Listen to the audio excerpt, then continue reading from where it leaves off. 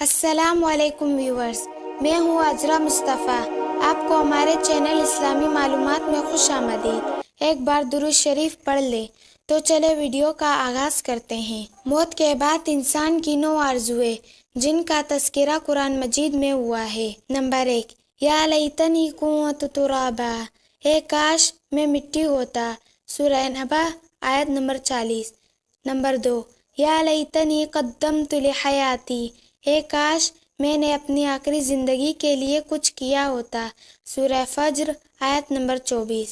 Number 3، یا لیتنی لم اوت کتابیہ، اے کاش مجھے میرا نامہ اعمال نہ دیا جاتا، سورہ حاقہ آیت نمبر 25۔ نمبر 4، یا ویلتی لیتنی لم اتخذ فلانا خلیلا، اے کاش میں فلاں کو دوست نہ بناتا، سورہ فرقان آیت نمبر 28۔ نمبر 5، یا لیتنا اطعنا اللہ و اطعنا الرسول، اے کاش ہم نے اللہ اور اس کے رسول کی فرما برداری کی ہوتی، سورہ احزاب آیت نمبر 66۔ نمبر 6، یا لیتنی اتخذت مع الرسول سبیلا، اے کاش میں رسول کا راستہ اپنا لیتا، سورہ فرقان آیت نمبر 27۔ نمبر 7، یا لیتنی کنت معهم فافوز فوزا عظیما، اے کاش میں بھی ان کے ساتھ ہوتا تو بہت بڑی کامیابی حاصل کر لیتا، سورہ نساء آیت نمبر 73۔ نمبر 8، یا لیتنی لم اشرک بربی احدا، اے کاش میں نے اپنے رب کے ساتھ کسی کو شریک نہ ٹھہرایا ہوتا، سورہ کہف آیت نمبر 42۔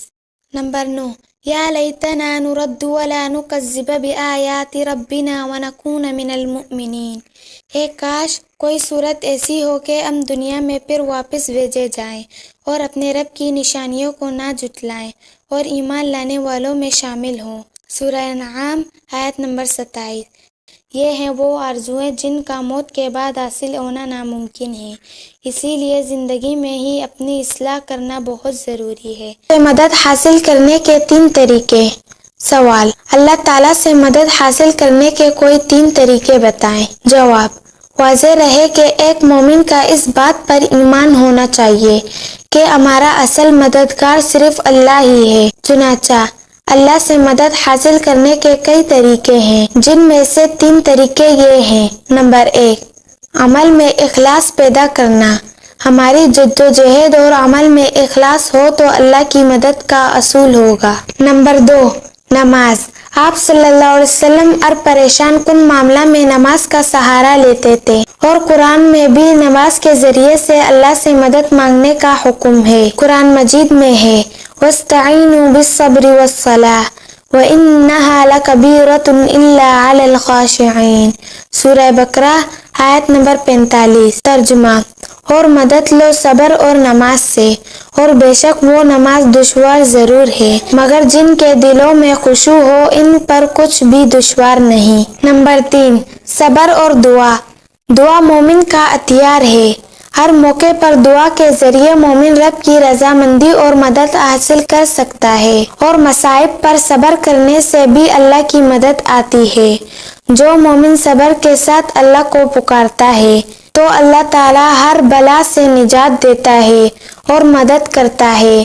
قرآن مجید میں ہے، یا ایھا الذین آمنوا استعینوا بالصبر والصلاۃ ان اللہ مع الصابرین، سورہ بقرہ آیت نمبر 153۔ ترجمہ، اے ایمان والو صبر اور نماز سے سہارا حاصل کرو، بلا شبہ اللہ تعالیٰ صبر کرنے والوں کے ساتھ رہتا ہے۔ قرآن مجید میں ہے، ادعوا ربکم تضرعا وخفیہ انہ لا یحب المعتدین، سورہ اعراف آیت نمبر 55۔ ترجمہ، تم لوگ اپنے پروردگار سے دعا کیا کرو، ظاہر کر کے بھی اور چپکے بھی، واقعی اللہ تعالیٰ ان لوگوں کو ناپسند کرتے ہیں جو حد سے نکل جاوے۔ وقال ربکم ادعونی استجب لکم، سورہ مؤمن آیت نمبر 60۔ ترجمہ، اور تمہارے پروردگار نے فرما دیا ہے کہ مجھ کو پکارو میں تمہاری درخواست قبول کر لوں گا۔ خلاصہ کلام یہ ہے کہ عمل میں اخلاص، نماز، صبر اور دعا کے ذریعے اللہ کی مدد حاصل کی جا سکتی ہے۔ تاہم اس کے علاوہ اور اسباب بھی ہیں جس کے ذریعے اللہ کی مدد حاصل ہوتی ہے۔ فقط واللہ عالم۔ آج کے لیے اتنا ہی۔ اگر ویڈیو اچھی لگی تو دوستوں کے ساتھ شیئر کرنا نہ بھولیں۔ جزاکم اللہ خیر۔ مسنون دعائیں۔ قرآن اور نماز میں وسوسے سے بچاؤ کی دعا پڑھ کر بائیں طرف 3 مرتبہ تھوک دے۔ اعوذ باللہ من الشیطان الرجیم، میں اللہ کی پناہ میں آتا ہوں شیطان مردود سے۔ گھبراہٹ کے وقت کیا کہا جائے؟ لا الہ الا اللہ، اللہ کے سوا کوئی معبود نہیں۔ غصہ آ جانے کے وقت کی دعا اعوذ باللہ من الشیطان الرجیم، میں اللہ کی پناہ میں آتا ہوں شیطان مردود سے۔ تدبیر الٹ جانے پر بے بسی کی دعا رسول اللہ صلی اللہ علیہ وسلم نے فرمایا، اللہ تعالیٰ کے ہاں طاقتور مومن کمزور مومن سے بہتر اور زیادہ محبوب ہے، جبکہ دونوں میں اچائی موجود ہے۔ جو چیز تمہیں فائدہ پہنچا سکتی ہے اسے حاصل کرنے کی کوشش کرو اور اللہ تعالیٰ سے مدد مانگو۔ بے بس ہو کر نہ بیٹھو۔ اگر تمہیں کوئی نقصان پہنچ جائے تو یہ نہ کہو کاش میں اس طرح کر لیتا تو اس طرح ہو جاتا، بلکہ کہو قدر اللہ وما شاء فعل، اللہ تعالیٰ نے مقدر فرمایا اور اس نے جو چاہا کیا، کیونکہ کاش کا لفظ شیطان کو دخل اندازی کا موقع دیتا ہے۔ پریشان آدمی اپنا حال کیسے بتائے؟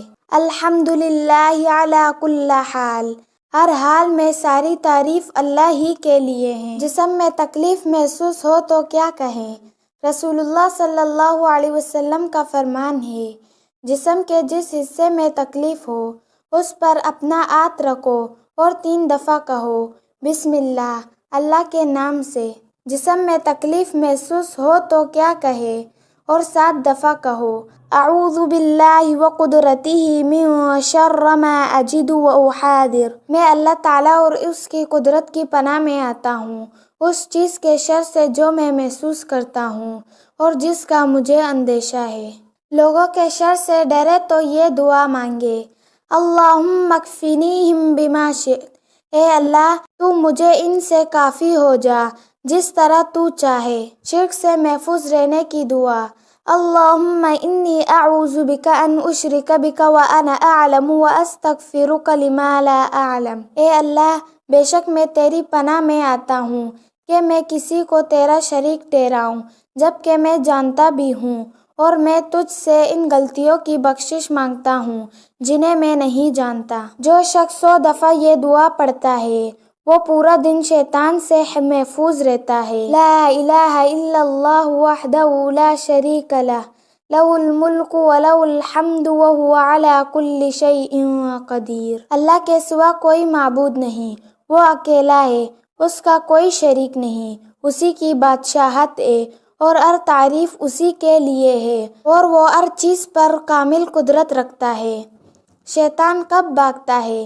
شیطان سے اللہ کی پناہ مانگی جائے جب اذان ہو، مسنون اذکار کرنے سے، قرآن کریم کی تلاوت کرنے سے۔ رسول اللہ صلی اللہ علیہ وسلم کا فرمان ہے، تم اپنے گھروں کو قبرستان نہ بناؤ، بلا شبہ شیطان اس گھر سے بھاگ جاتا ہے جس میں سورہ بقرہ کی تلاوت کی جائے۔ اس طرح جو چیزیں شیطان کو دور کر دیتی ہیں ان میں صبح و شام کی دعائیں، گھر میں داخل ہونے اور گھر سے باہر نکلنے کی دعائیں، مسجد میں داخل ہونے اور مسجد سے باہر نکلنے کی دعائیں اور دیگر تمام دعائیں شامل ہیں جو شریعت مطہرہ سے ثابت ہے۔ مثلاً سوتے وقت آیت الکرسی اور سورہ بقرہ کی آخری 2 آیتیں پڑھیں۔